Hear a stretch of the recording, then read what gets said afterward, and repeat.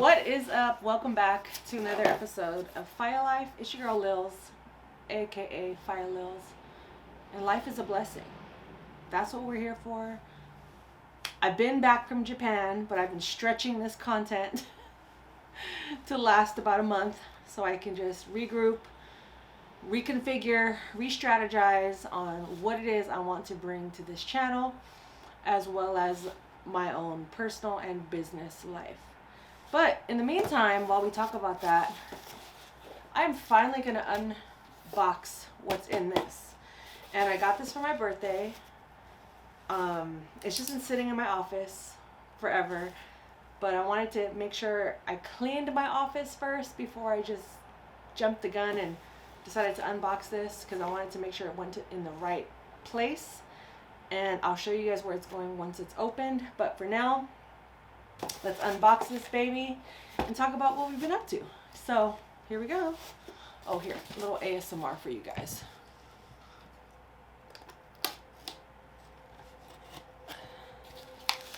That was kind of anticlimactic. Oh, well, I kind of roughed up that box, but oh, here we go.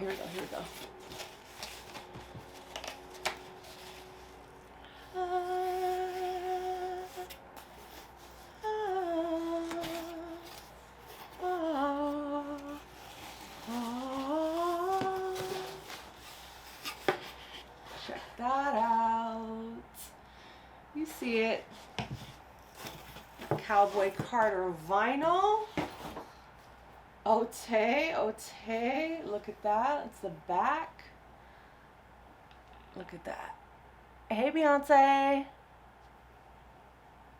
Oh, jeez. Thumbnail.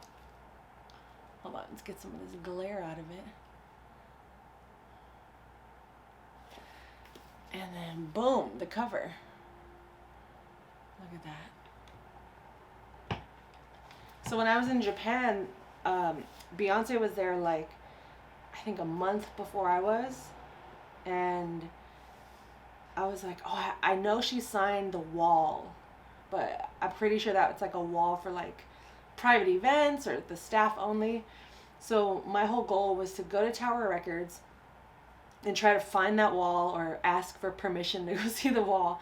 And lo and behold, while I was in Tower Records, which was super nostalgic, honestly, like as a music fan, being in a music store, like that had 8 floors of music, was just, I could have spent an entire day there, but I was limited with time, so I was only there for about an hour. But it was well worth it because they had this display, a Cowboy Carter display, with her albums, the different album covers, because there's 3 of them. I have one of these. I have this one, and I think this is the blue vinyl. But and then a signed cover. So, and I just randomly bumped into that. Like I was in the Beyonce section shopping, and my mom was like, "Look." I walked right by it, didn't even notice it for a good 2 minutes. And basically, I got to see her autograph, which was pretty cool. So to me, it was like we were in the same room. But shout out to the homie for gifting me this for my birthday. I'm so grateful. Turning 40 was very monumental. It was amazing, honestly, truly. Like, I have to say publicly thank you to everyone that made my birthday very special, that called, text, hung out, sent love, sent gifts, all of the above. Being 40 so far has been a true blessing. I feel more in tune with myself, and that's due to years and years of working on myself and being intentional about that work, and not really skipping a beat in that, and knowing like, oh, I like how this feels, let me maintain it. I like how I feel when I do this, let me do more of that. Or, you know, I need to take a break from certain things, like whether it be drinking or going out so much. All right, let me ease up on that. Let me, you know, I'm more interested in these things. So just getting to know myself over the last, I would say, I think 5 to 6 years, maybe even decade, truly. It's been a journey in really wanting to get closer to myself and not allowing too many outside factors to dictate my life or redirect me out of comfort or out of familiarity. In some instances that's okay, but in my life I'm realizing like, oh, I had to advocate for myself so many times, and there were so many times I've also just done things that I didn't enjoy for the sake of like majority rules or whatnot, and I never really stood up for myself. So the fact that I've come this far and I'm doing things I enjoy with people I love, and you know, the people in my life I'm very grateful for, each and every one of you, and those that will be coming into my life that are new as well, you know, because I'm definitely keeping an open mind, open heart, and I'm just grateful that my birthday was freaking awesome. And to have this as kind of like a commemorative piece to add to my collection is pretty dope. And I have a small collection, but it's pretty mighty, if I do say so myself. And I'm just going to show you guys a couple of pieces that I have out that this is going to go next to. So let me show you, because that's why I'm sitting down here and not on my couch. But you see, we got Songs in the Key of Life by Stevie Wonder. Boom, right there. And before I show you the next one, comment what you think the other vinyl is that I'm about to show you guys, okay? 3, 2, 1.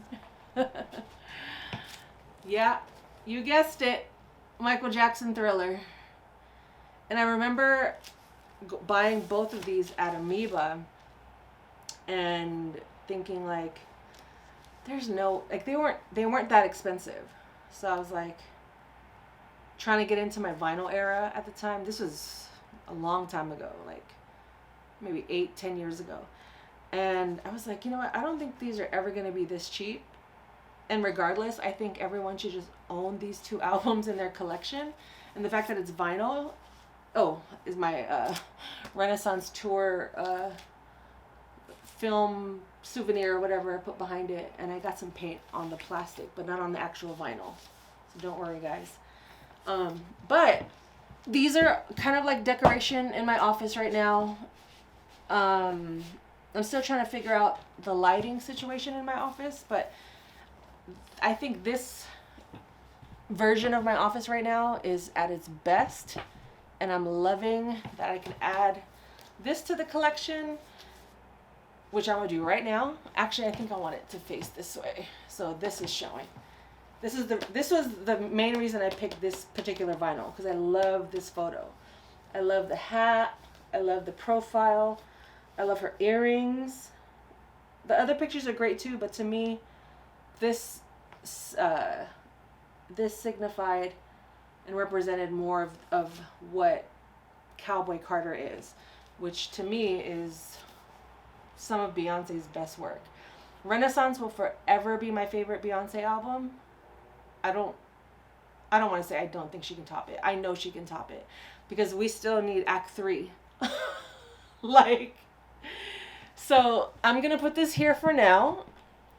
And I think I'm going to buy a plastic slip for this album, because I don't want to take off the plastic just yet because it gets kind of dusty in here. So I don't want to damage that, but I just wanted to unbox that with you guys and catch up and talk about what I've been up to, which was my birthday. I turned 40, got to hang out with my loved ones. We did brunch in the morning, hung out with my best friends. We did a little cute morning happy hour situation. Then we played tennis. That was dope. And then we were like tourists around the city and did some city situations. That was fun. And then we ended the night at a bar, just taking over the AMI machine, and then ended it off with karaoke. Truly awesome. It was my no plan birthday. Making plans for my birthday, I've kind of given up on the idea. I think making plans for your birthday can be very stressful, and at my big age, I've realized that I just need to be surrounded by people I love.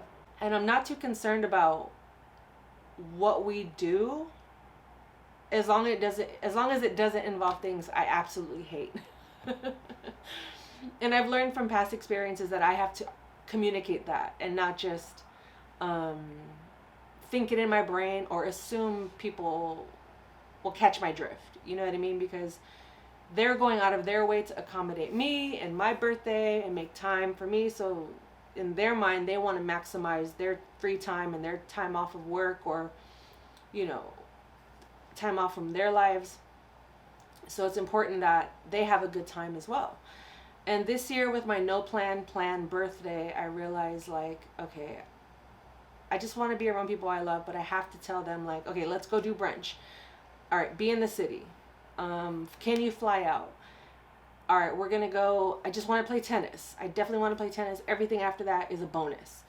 And it ended up also being the most beautiful day in the city so far this year, because the first couple of months, and even in the winter time, was hella gloomy and honestly just like miserable. And it's probably the first time in my life I experienced seasonal depression. And I realized that once the sun started coming out, how much it affected me.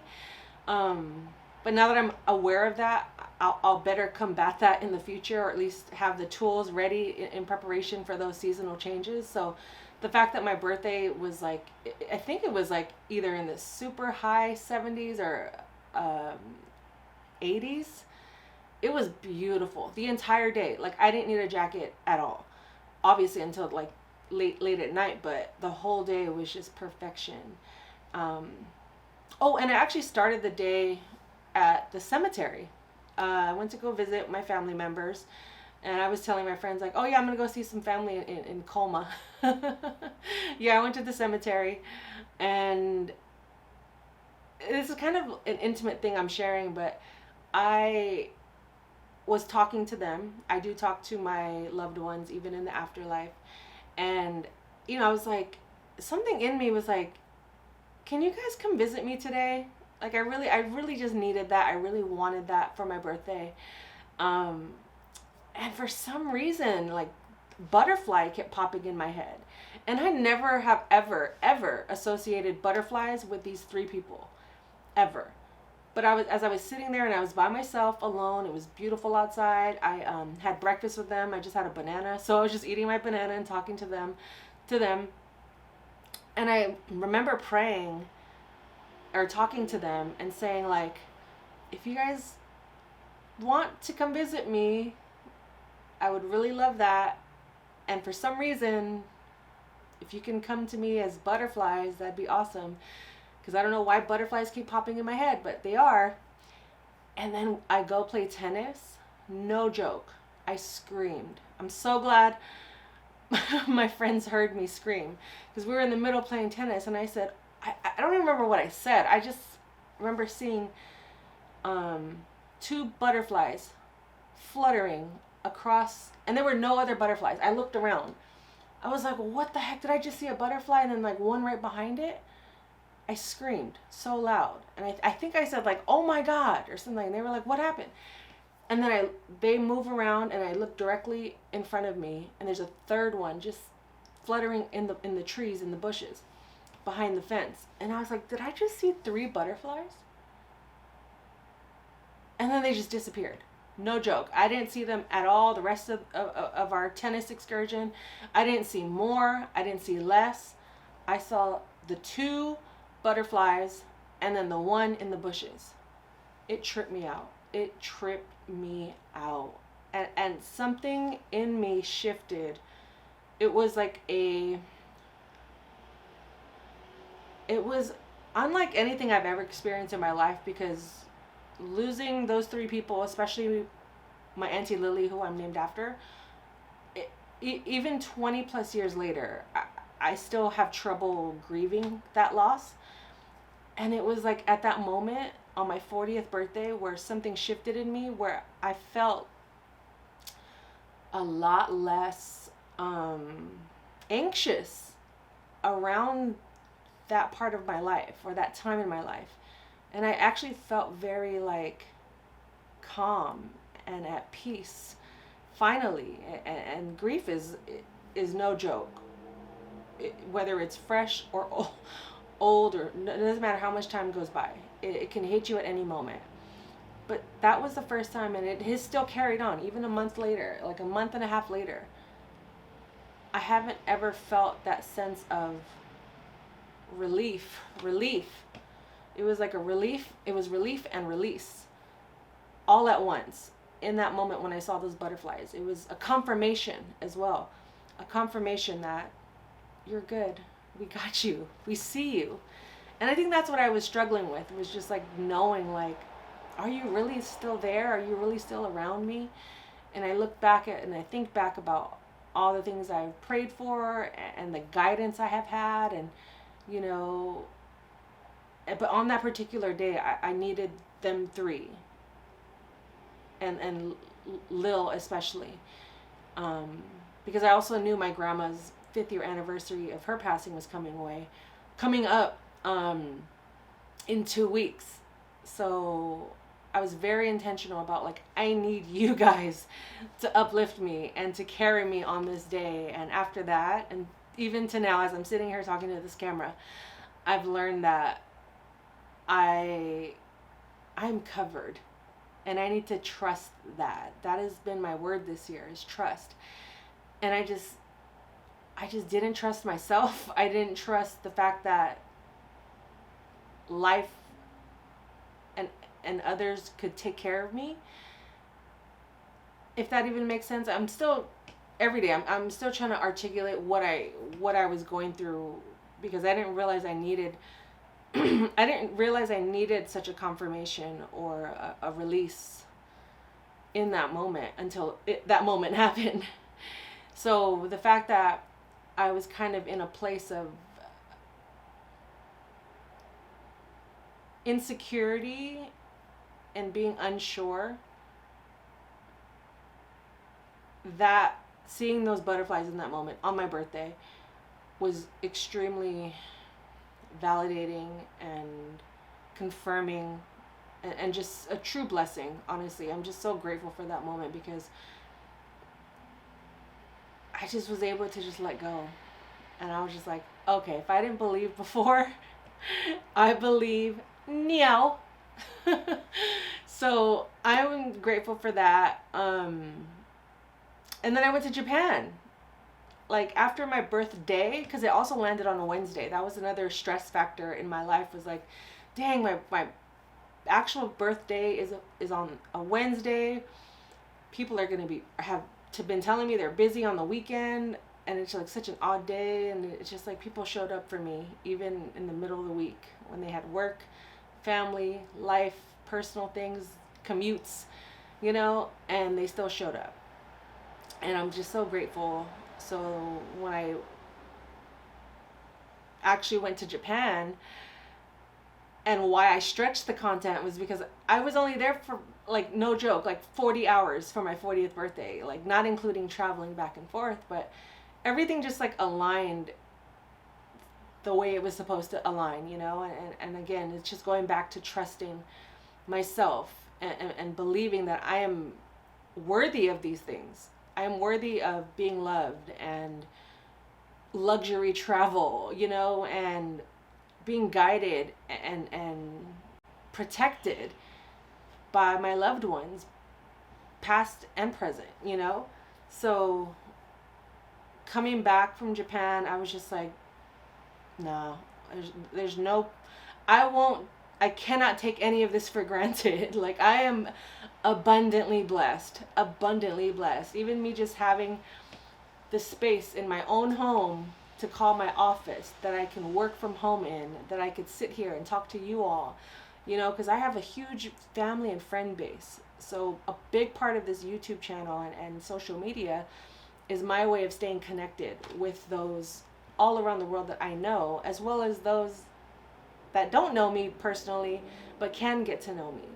And I think that's such a beautiful part of this era that I was born in, and this particular time in life, is being able to just talk about my life, stay in touch with family and friends in a way that doesn't take away too much of our daily lives, but also we stay up to date and current, and hopefully I can encourage and uplift someone along the way as well.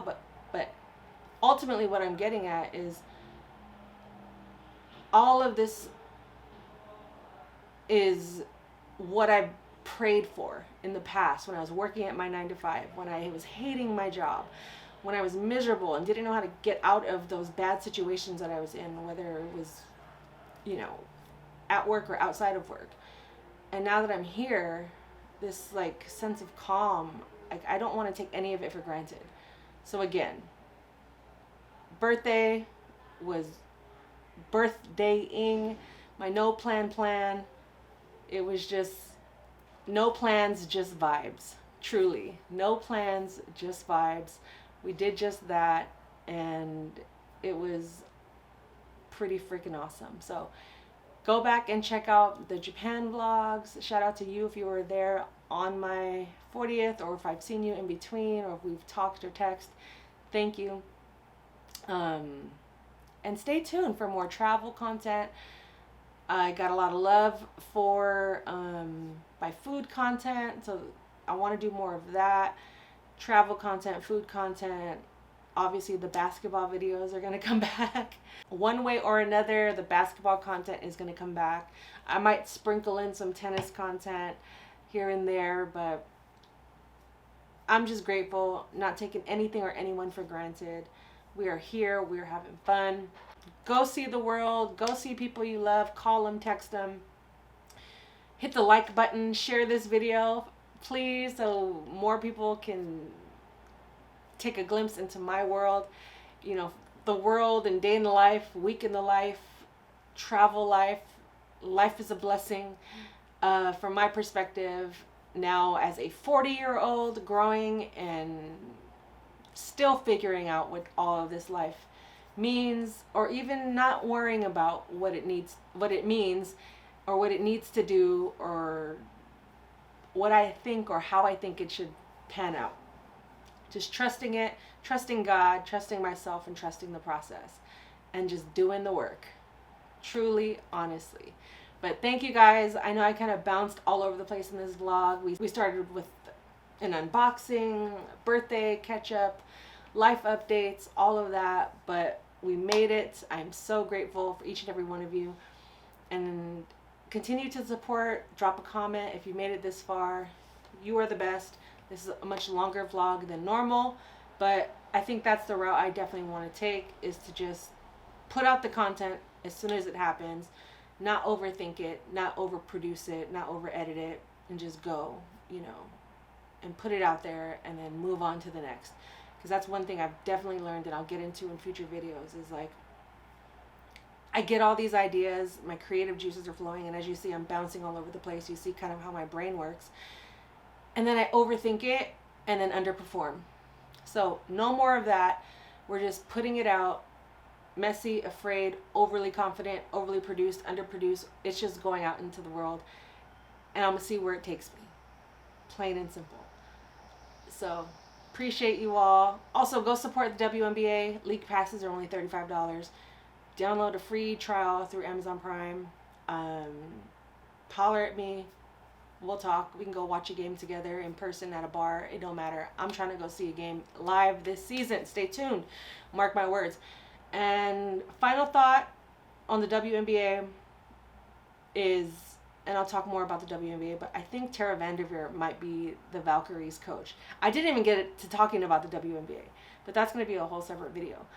But I wanted to say this on video first, so it's documented. Life is a blessing. Fearless individuality yields abundant healing. To the next one. Lilz out.